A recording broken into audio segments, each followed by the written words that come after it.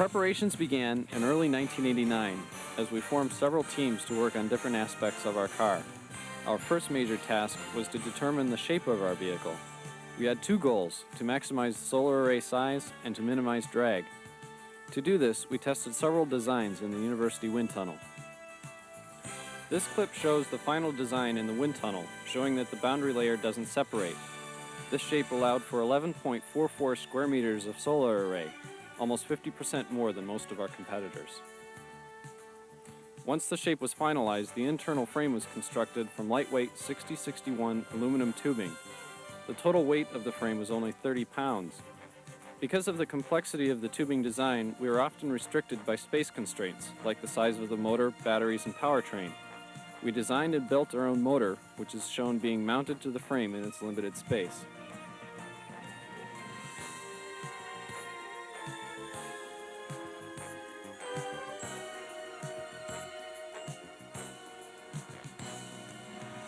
The unusual shape of the car presented several packaging problems, especially with the front suspension, and often we were forced to fabricate our own parts. Although we contracted the building of the frame, along the way many changes were made to it. We were fortunate enough to enlist the help of a highly skilled machinist who performed all of our welding. Modifying the motor mount, redoing the front supports, and adding additional frame members all were done with his expertise. Our interior design group produced a driver's seat shaped like a hammock that was both lightweight and comfortable. By March, the rolling chassis was completed and operating under its own power, shown here covered with plastic to protect it from the rain. From here on, testing was an integral part of our efforts. To build the external shell, we were fortunate enough to acquire ASC as a major sponsor. Our body is a 3-layer design consisting of a Kevlar Nomex Kevlar sandwich. Shown here is the first layer of Kevlar being placed in the mold, followed by the Nomex honeycomb that improved its rigidity. These are being placed in a mold that was cast from a full-size clay model of the car. Finally, the second layer of Kevlar was laid on top. Each layer of Kevlar was soaked with a resin that cured to produce a very smooth surface.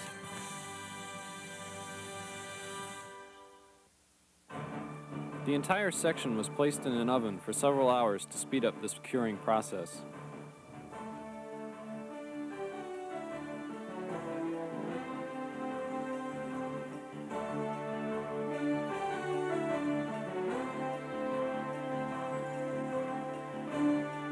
The work at ASC started in October 1989 and was not completed until April the following year. Most of the work was done by students who shuttled out to ASC every day for 8-hour shifts. To power the vehicle, we used 14,000 monocrystalline silicon solar cells, each covered with a very thin piece of glass. Each cell had to be cleaned and tested to remove extra silicone adhesive. The cells were soldered into strings of between 16 to 22 cells in series. Each cell was capable of producing about 250 or 300 milliamps at 0.5 volts, or about 150 milliwatts.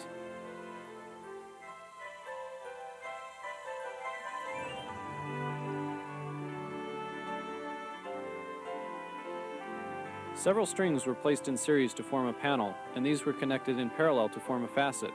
There were 7 facets on the car, each connected to a solar maximizer, which maximized the power output to the battery voltage. To attach the cells, each panel had double-sided tape applied to the backside and a mylar sheet to the front, which both held the strings in place and protected them from damage.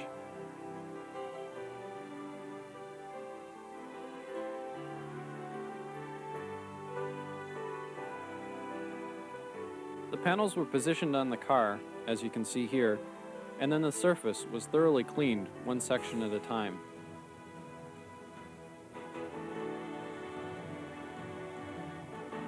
The panels then were carefully aligned and taped into place, using the mylar as a hinge.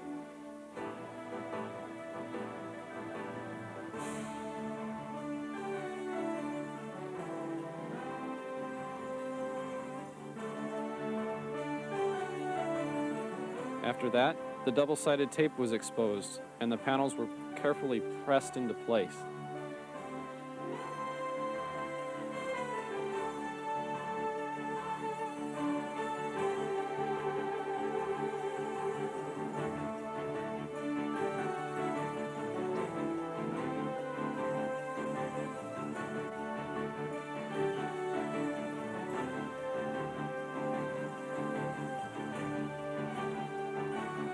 Once completed, the car was tested extensively.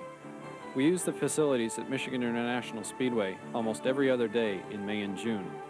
The solar array was designed to be removed for more efficient charging in the evenings and mornings. The canopy was also removable to allow driver access.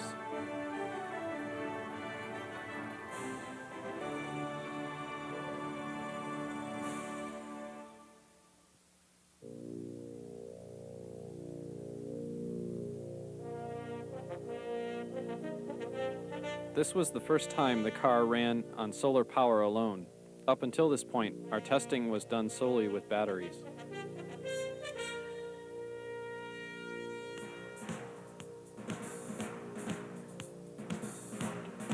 This clip shows the car encountering strong side winds from several large fans at Ford's proving grounds.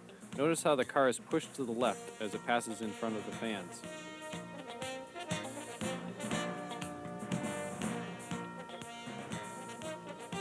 We also tested the aerodynamics of the car at GM's wind tunnel.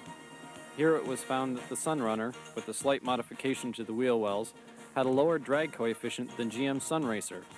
It ended up having a CD of 0.108 and a CDA of 1.98.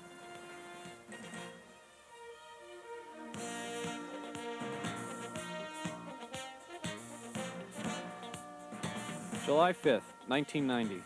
All 32 entries in the race assembled at Daytona Speedway for qualifying. There were several tests that each car had to pass.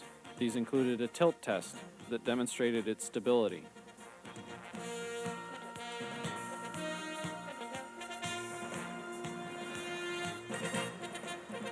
And a brake test that verified its braking performance.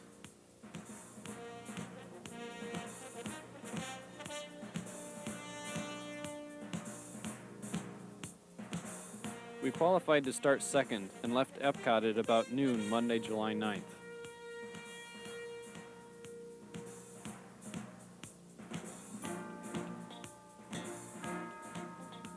While many cars were hindered by bad weather and mechanical failures, the University of Michigan Sunrunner kept a steady pace and was the only car to finish every stage of the race unaided.